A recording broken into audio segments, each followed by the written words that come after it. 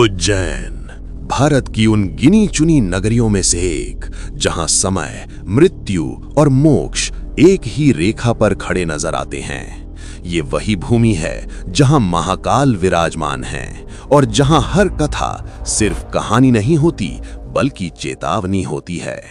आज की ये कहानी है उज्जैन के उस राजकुमार की जिसे इतिहास ने भुला दिया, लेकिन लोक कथाओं ने नहीं। इसे कहते हैं चार डोला।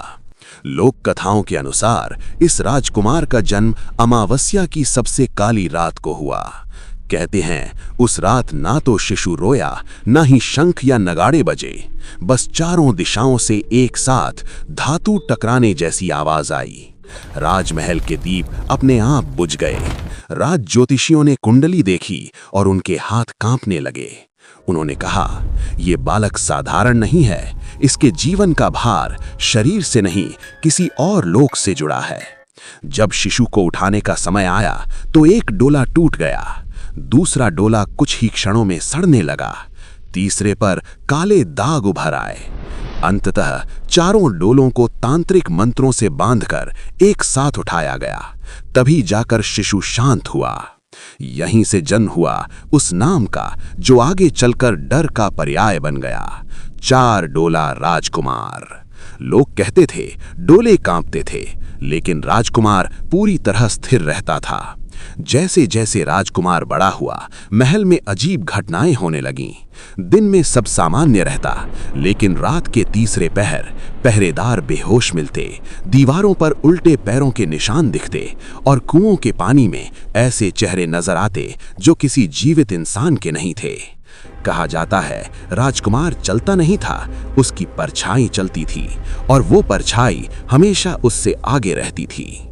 एक रात राजा ने अंतिम निर्णय लिया। राजकुमार को महाकाल के पीछे स्थित शमशान ले जाया गया। चारों ओर जलती चिताएं थीं, बीच में वो अकेला खड़ा था। तांत्रिकों ने कहा, अगर ये दीक्षा पार कर गया तो ये उज्जैन का रक्षक बनेगा, अगर नहीं तो ये स्वयं अभिशाप बन जाएगा।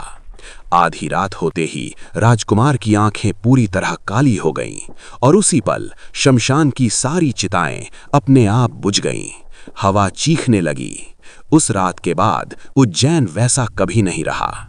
कुछ ही दिनों बाद उज्जैन पर किसी अदृश्य शक्ति का साया छा गया। तब राजकुमार चार डोलों में बैठकर नगर की परिक्रमा पर निकला।